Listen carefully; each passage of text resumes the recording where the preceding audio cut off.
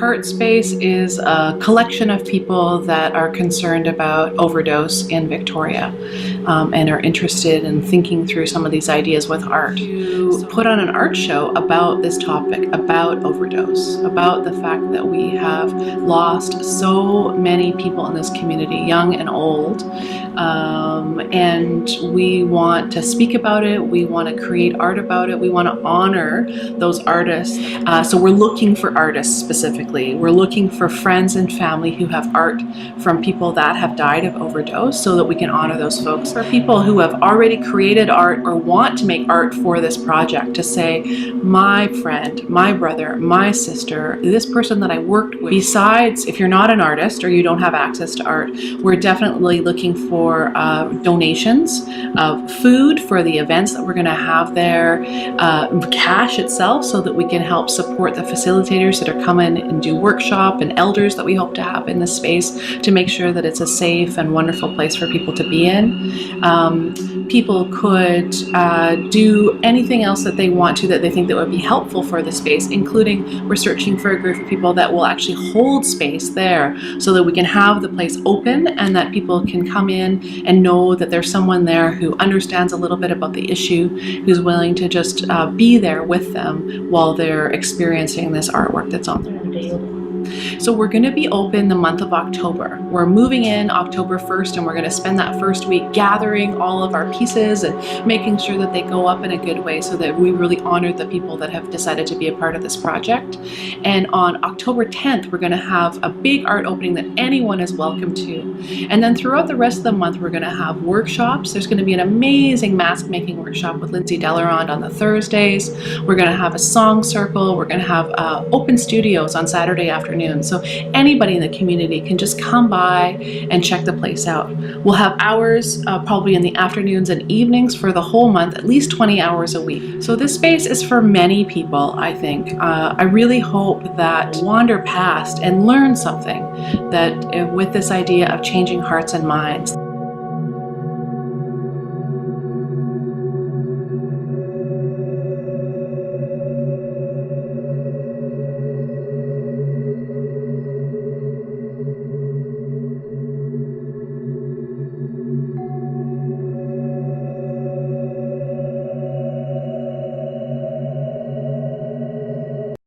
Do not listen to this recording whilst driving or whilst operating machinery. Only listen when you can safely relax and bring your full awareness to your own complete comfort.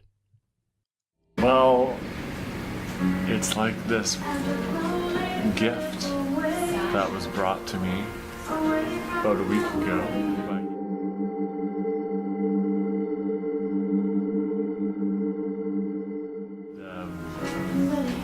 It's just a space to think about people that we've lost and heal.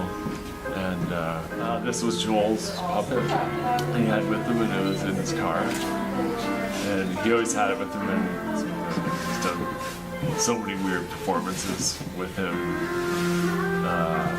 I remember he duct taped him to it. He had him like duct taped to his back, and he was walking around. It looked like his twin, and then he was blowing a lot of fire. He was really into blowing fire, so he was like blowing fire at the same time. He was just like an explosive personality, and he's just an amazing person. It's just an amazing person. It's really great to have him here.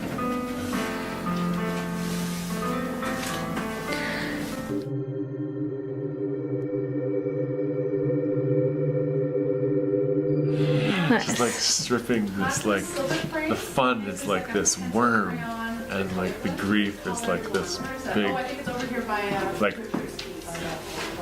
huge, like 6-meter circumference kombucha, and then like, but the laughter is this little worm that you like reach inside and take it out.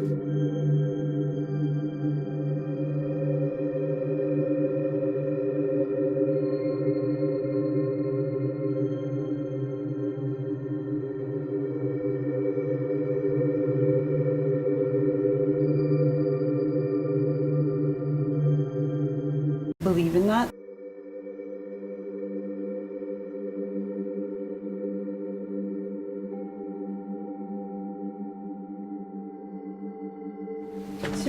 it is a testament that community can come together, people can share in building concrete ways of dealing with some really hard emotional truths and situations around addiction and overdose. And as I was doing a workshop with a First Nations artist from Thunder Bay, Ontario, named Christian Chapman, and I just squeezed into the workshop, and the night before I had this nightmare of about my nephew who I love dearly, and that nightmare involved lots of fear around death. And so when I went to that workshop, we were doing it was on silk screening and transfer printing, and so it just came out of the dream that I had, and for me it just symbolizes just the power of how addiction just overpowers a person's capacity to connect to their inner self, and they have to kind of hide it and protect it, and they do that. You mentioned your nephew. Is your nephew still with us?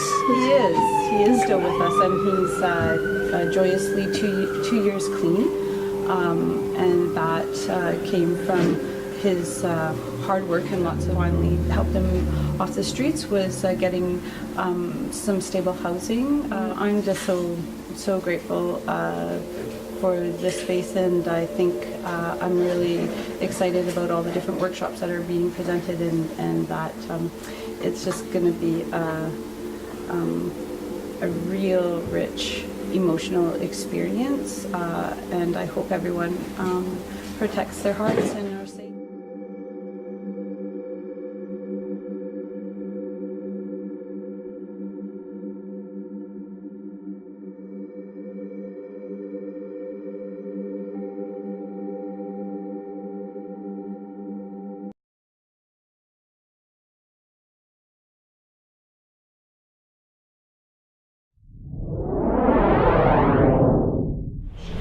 My name is Margaret Case. Heart Space is opportunity.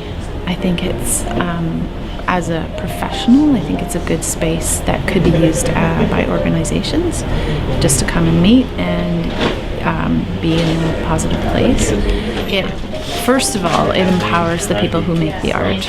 I think that they might feel like they've got nowhere to express themselves, so this is a public space where we see some of the emotions that are coming from people who have some life experience that your collectors and your kind of man on the street may not even be aware of, that this is out there. There's some profound stories on these walls, and stories are what changes people's minds. And our organization today was using the space to do consultation with people who use drugs alone to inquire about what kind of things they would design. So we asked questions about what public information messaging would they design, and we had ways to write that down, or we captured their ideas, or they made images or promotion, and then we asked questions about ideal health care spaces, ideal space for using drugs, and then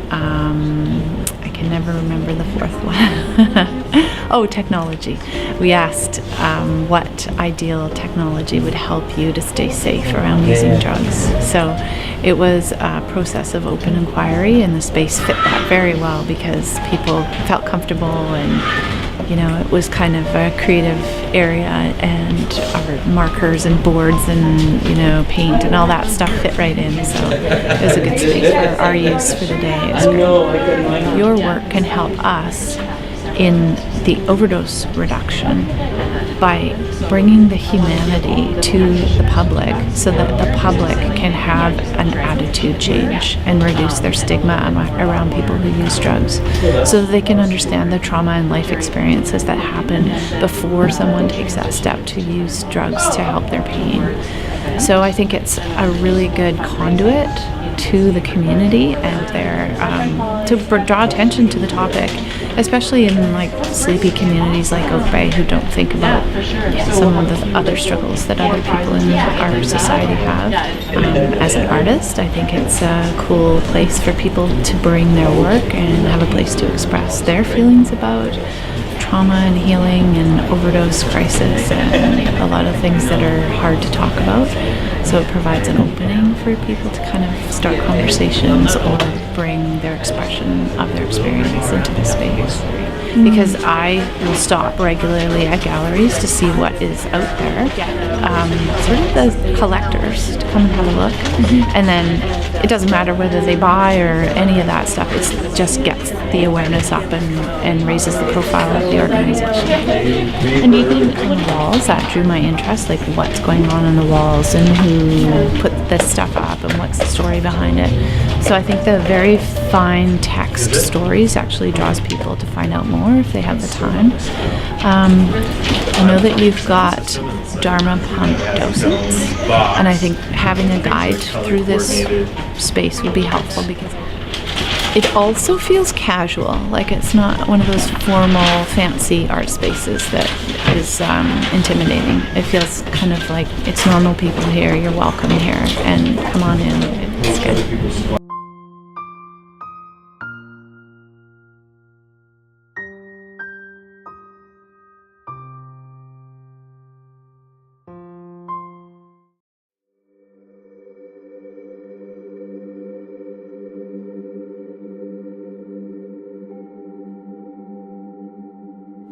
And I am the Youth Advisory Curator for HeArt Space that'll be opening in Victoria, BC in 2017, October 1st to October 30th kind of thing. For myself, the vision is a healing space. It is a space where we can come together and we can grieve. So why don't we work on how we do that? How do we process these heavy emotions? Healthy ways to collaborate and move forward in life. HeArt Space for me is a place where we can come together.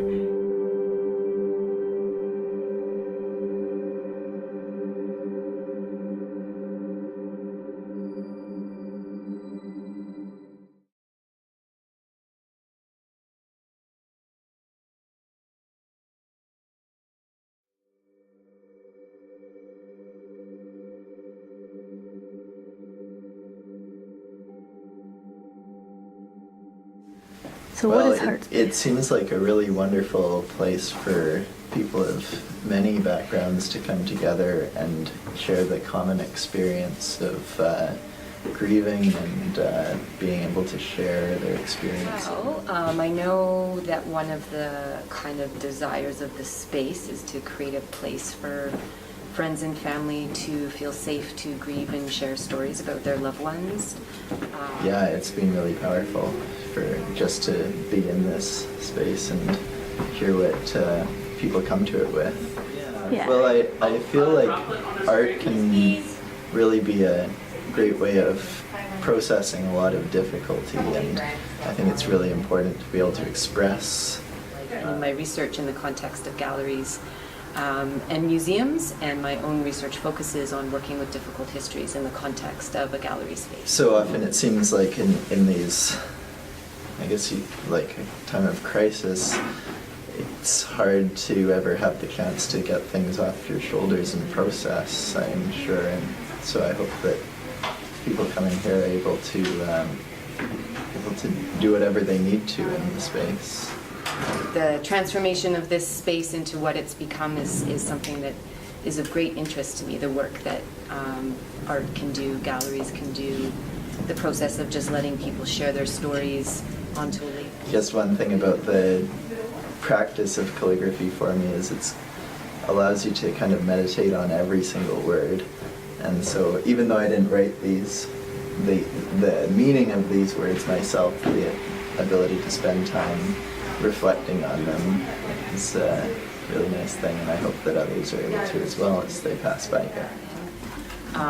Is just helping educate other people about, what's going on out there, and So this to me is a symbol of what hope looks like. Wonderful.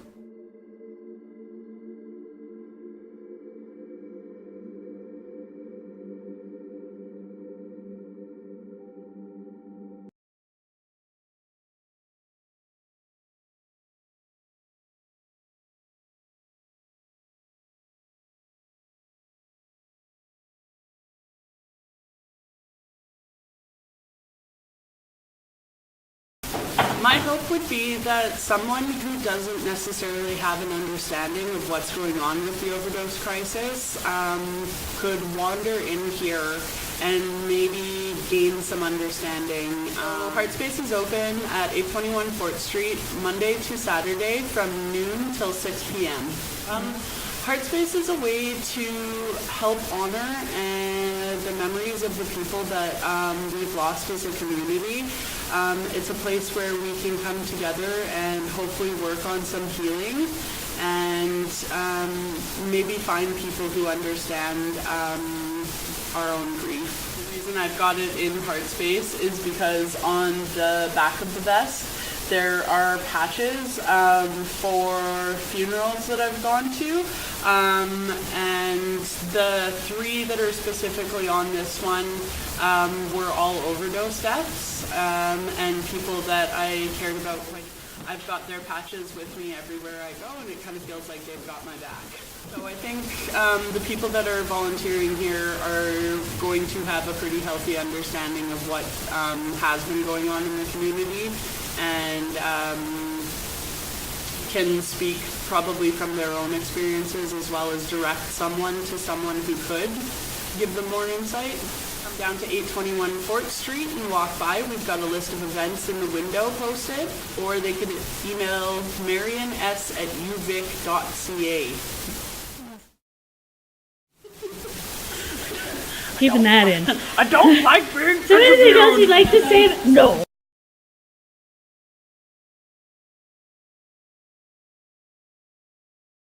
The entire space is a cauldron.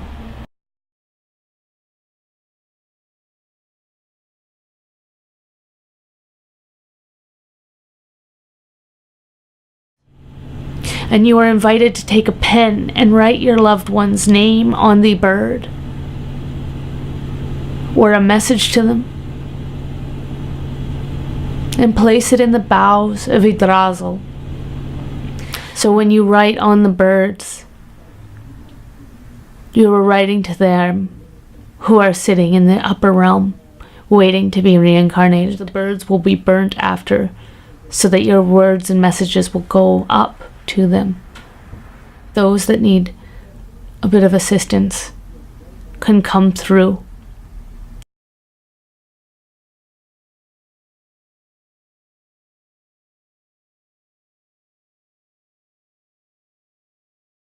This is something I think is very important, and I'm here to curate the space. I'm here to build the Yggdrasil. I'm here to escort the souls. I'm here to assist in healing this major wound that needs to be cleansed.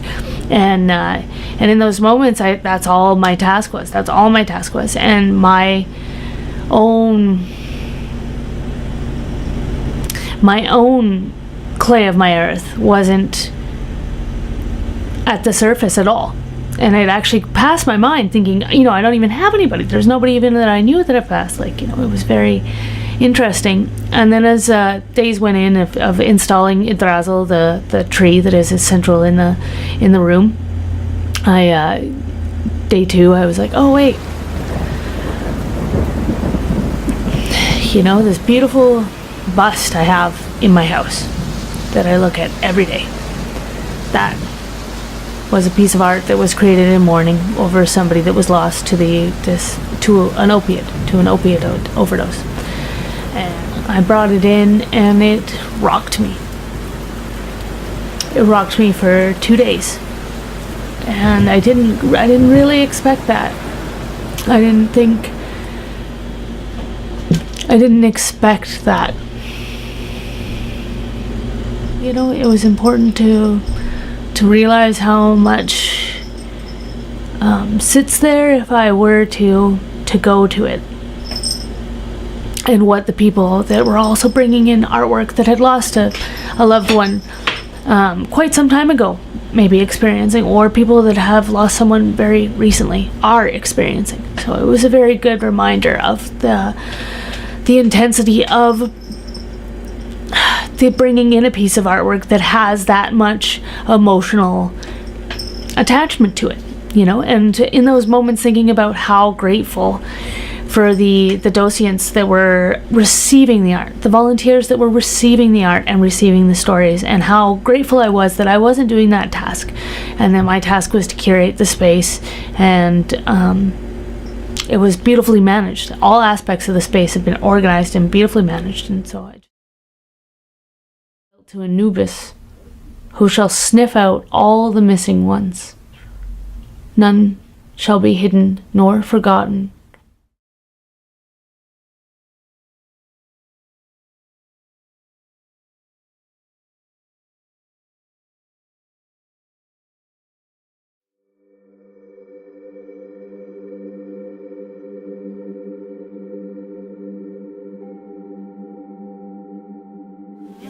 So this is my version of meow. I wanted to feel something you can touch.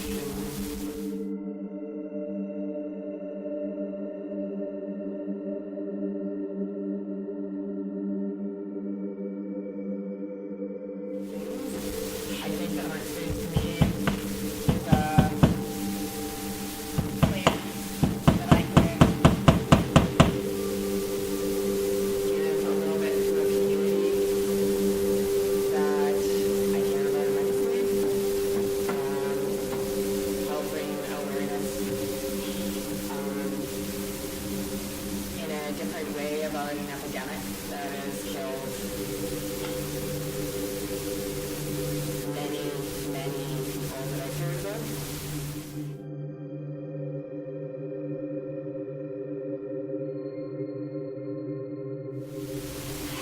Or caused them to kill themselves. And I think it's a place of healing and exploring and bridging gaps and giving information.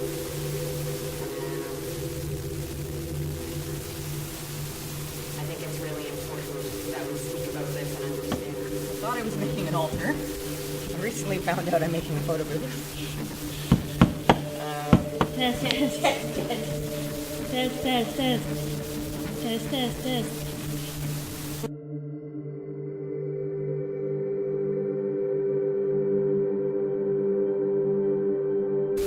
Ladder.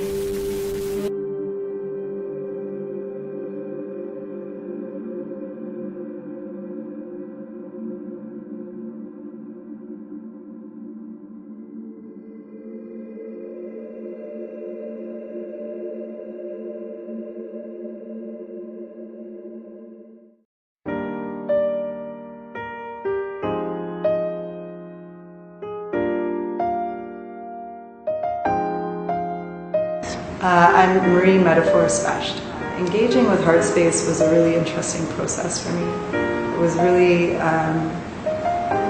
really great to be invited by Marianne to participate as an artist and as a poet. And but at first there was this fear about how to engage with this space, this intense heaviness, this grieving, especially as an individual who hasn't personally lost somebody to this crisis. It's this feeling of it's not my place, or somehow I don't belong, or I shouldn't be involved. And I kind of grappled with that. And what I came to, what I realized is by not acknowledging that everybody in this community is a part of this issue, a part of what's happening, it's a way of othering people. It's a way of saying, that's not me, that's not my problem, that's not my grief. I came in and I ran an intuitive art journaling workshop in the space on a Saturday. I did a docent shift where I was just present, holding space for people visiting the gallery. And then I helped bring some performers together and performed at the event Performing Art Reef. So, here we are, with our spray paint like war paint and our cardboard signs like poetry. Here we stand and speak and listen and grieve and listen and speak and listen. And it's this hopeful conversation that is so unique, this active participation in a discussion about where we went so wrong. And yes, at first our message may seem unclear, but we are here because we know we can do better. How can you pick just one symptom when the whole system is sick? Because money is power, and those who own the printing presses are sick with it, fever flushed with it. Here we set down roots and create healing spaces. Here's our familiar faces, like those thin but tenacious urban trees planted in 3-foot by 3-foot squares of soil. We have sent out sapling shoots, running roots by engaging with media that's not mainstream, media that's not afraid to swim upstream. These drawings and paintings, photographs and songs are a call to arms. But I'm not talking about weapons, I'm talking about arms. The ones we use for hugging, for holding, to help each other up when we fall. These arms we hold are as strong as those branches that cradled your childhood tree fort, back when the future was still a friendly place. And sharing was one of the most important things you learned in school, that and how to play nice.